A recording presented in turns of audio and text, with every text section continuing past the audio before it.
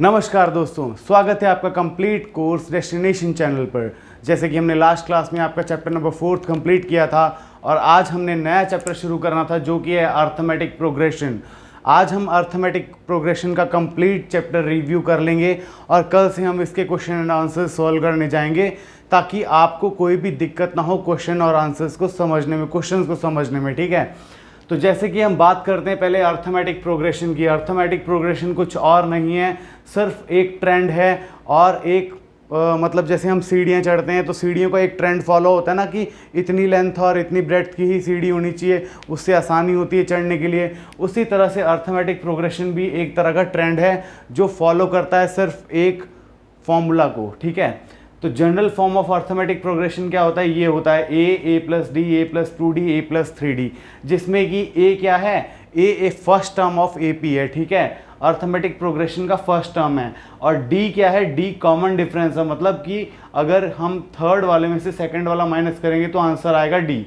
आप माइनस करके देख सकते हैं, ए प्लस 2d में से ए प्लस डी माइनस करेंगे तो डी आएगा, थर्ड वाले में से सेकंड माइनस करेंगे तब भी डी आएगा।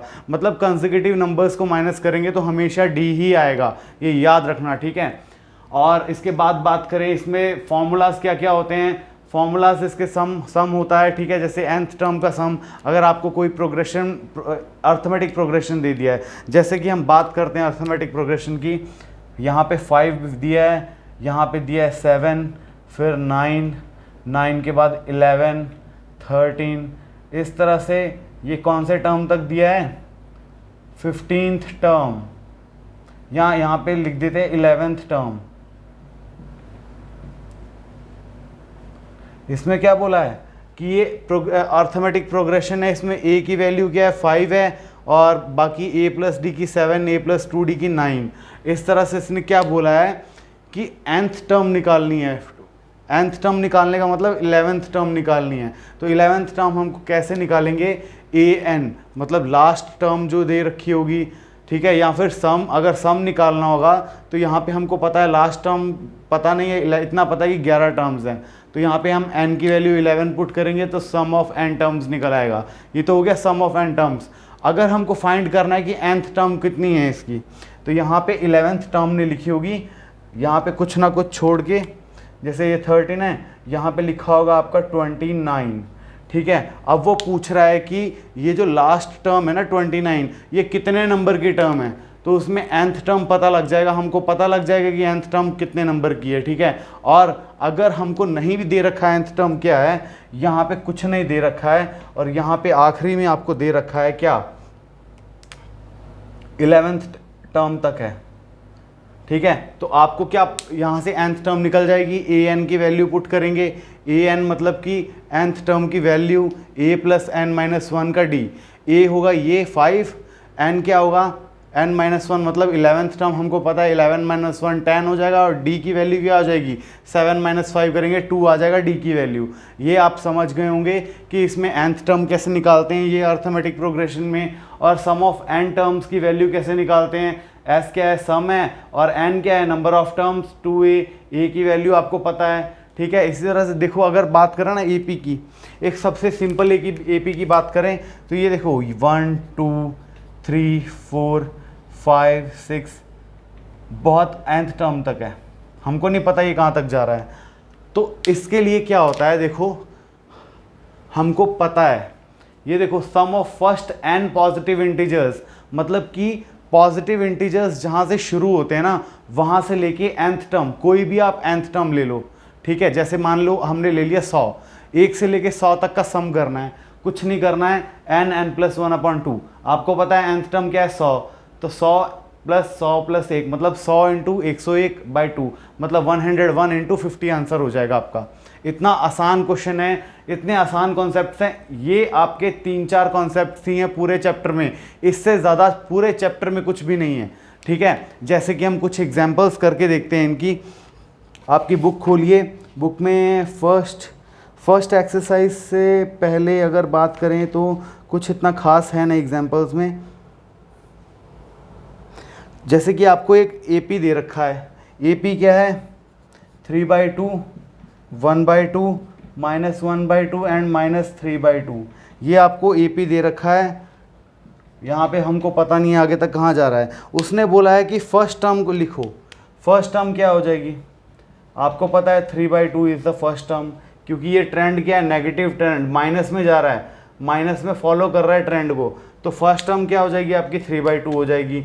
और डी क्या हो जाएगा, कॉमन डिफरेंस डी क्या हो जाएगा, डी इक्वल टू, मैंने बोला था कोई भी नंबर उठा लो, जैसे -1/2 में से 1/2 माइनस कर दो, -1/2 एंड -1/2, इसका क्या हो जाएगा -2/2, ठीक है। -1/2 -2 1/2 मतलब -1 हो जाएगा कॉमन डिफरेंस आपका इसमें, ठीक है। समझ गए कि कैसे निकाला डी, इसमें से इसको माइनस कर दिया, -1/2 पहले आ गया, 1/2 यहाँ पे आ गया, दोनों को माइनस साइन है तो माइनस साइन मतलब -2/2 -1 आ गया, कॉमन डिफरेंस आपका यहाँ से ऐसे आ गया।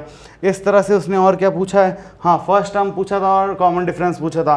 पहली एक्सरसाइज में इससे ज़्यादा कुछ भी नहीं है, लेकिन फिर भी हम पूरी एक्सरसाइज को सॉल्व करेंगे अच्छे से, ठीक है। आज का क्लास हमारा यही था कि आपके पूरे चैप्टर में आपने पढ़ना क्या क्या है। सबसे पहले आपको अर्थमेटिक प्रोग्रेशन के बारे में पता होना चाहिए। अर्थमेटिक प्रोग्रेशन फिर से बताता हूँ होता क्या है, एक ऐसा ट्रेंड है जो फॉलो करता है कुछ ना कुछ, मतलब कि कुछ ना कुछ ऐसी चीज़ें फॉलो करता है जो हमको समझ आ सकती हैं, जैसे कि 1+1 हो गया, 1+2 हो गया, या उनका कॉमन डिफरेंस हमेशा सेम रहता है।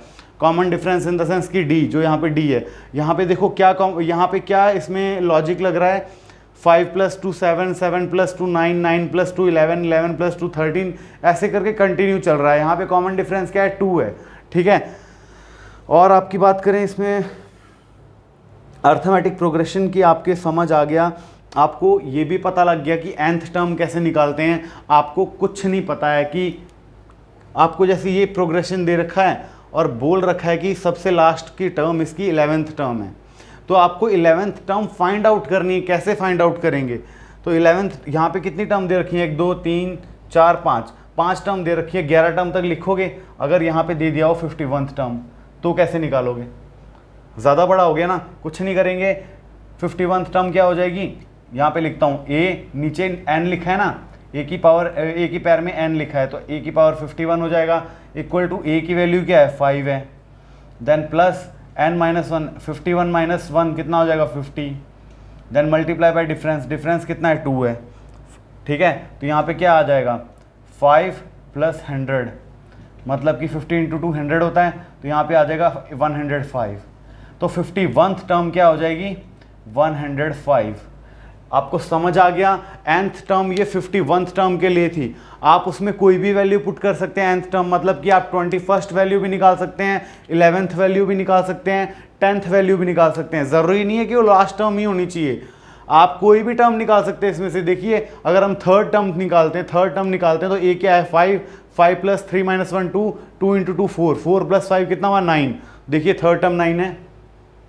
इसी तरह से आप कोई भी टर्म उसमें निकाल सकते हैं, बस n की जगह आपको वो वैल्यू पुट करनी है जितने नंबर की आपने वैल्यू निकालनी है, जो उनसे टर्म की वैल्यू निकालनी है। इसी तरह सम ऑफ फर्स्ट n टर्म्स मतलब कि आपने यहाँ पे 51th टर्म लिखा है ना, 51th टर्म का तक का सम निकाल सकते हैं, 5 से लेके 51th टर्म मतलब 105, 5 7 9 11 13 ऐसे करके 105 तक का पूरा सम निकाल सकते हैं इस फॉर्मूला से, जिसमें L की वैल्यू क्या है। यहाँ पे दो फॉर्मूले हैं सम ऑफ n टर्म्स के, एक तो है n/2 2a + n-1d। ऊपर वाला फॉर्मूला, जो ये वाला फॉर्मूला है, ये आपको तब अप्लाई करना है जब आपको लास्ट टर्म नहीं पता है, ठीक है। और यही यहाँ पे ये क्या है, ये वाला फॉर्मूला तब अप्लाई कर सकते हैं आप अगर आपको लास्ट टर्म पता है। जैसे हमको यहाँ पे पता लग गया 105 लास्ट टर्म है, तो डायरेक्ट आप ये वाला फॉर्मूला अप्लाई कर सकते हैं। S = n/2 a + l। S क्या है सम ऑफ n टर्म्स, n क्या है नंबर ऑफ टर्म्स कितनी है उसमें, a क्या है फर्स्ट टर्म और l क्या है लास्ट टर्म। इसमें d था, कॉमन डिफरेंस यूज़ किया था। लास्ट टर्म का पूरा फॉर्मूला देखो, a ये होता है लास्ट टर्म का फॉर्मूला, a + n-1 का d, तो a + n-1d, यहाँ से a बाहर आ गया, a + n-1d क्या हो गया लास्ट टर्म हो गया। तो इसी तरह से ये फॉर्मूला इसी फॉर्मूले से डिराइव्ड है, ठीक है। और sum of first n positive integers आपको मैंने बता दिया, जैसे 1 2 3 4 5 6 7 टिल nth टर्म लिखा है, उसका डायरेक्ट आप निकाल सकते हैं n+1/2। उसमें कॉमन डिफरेंस देखो, ये वाला फॉर्मूला कब लगेगा, जब उसमें कॉमन डिफरेंस मतलब कि d की वैल्यू 1 होगी, और 1 होगी और फर्स्ट टर्म 1 होगी। फर्स्ट टर्म क्या होगी 1, सेकेंड टर्म 2, थर्ड टर्म 3 और कॉमन डिफरेंस 1 होगा। और लास्ट टर्म कोई भी हो, 100 हो सकती है, 200 हो सकती है, 500 हो सकती है, 1000 हो सकती है, कुछ भी वैल्यू ले सकते हैं, उसकी सारों का फॉर्मूला वही लगेगा। ठीक है, याद रखना, बहुत ही इंपॉर्टेंट ये फॉर्मूलाज हैं, इसके बाहर आपका कोई भी एपी का क्वेश्चन नहीं जाएगा। बाकी जितने भी क्वेश्चंस होंगे हम खुद डिस्कस करेंगे उसको क्लास में। ठीक है, और एक एक क्वेश्चन को सॉल्व करके देखेंगे और देखेंगे हमको कहाँ पे मतलब इन फॉर्मूला से बाहर कुछ अगर सोचने को मिल रहा है तो कहाँ से मिल रहा है, वो सब हम क्वेश्चंस और आंसर्स में डिस्कस करेंगे। और हम कल की क्लास में स्टार्ट करेंगे इसकी एक्सरसाइज 5.1। ठीक है, आज के लिए इंट्रोडक्शन क्लास ही थी जिसमें आपको सारा का सारा कॉन्सेप्ट बताना था। इसमें मेन फॉर्मूलाज क्या है, अर्थमेटिक प्रोग्रेशन के बारे में जानना, nth टर्म को फाइंड आउट करना, सम ऑफ nth टर्म्स और sum of first and positive terms. ये बस 3 फॉर्मूला है, इसके बाहर कुछ नहीं है। सॉरी, इसके बाद आप देखा जाए तो आपका common difference, n terms, a first term, ये 3 चीज़ें ज़रूरी है फॉर्मूले के अंदर।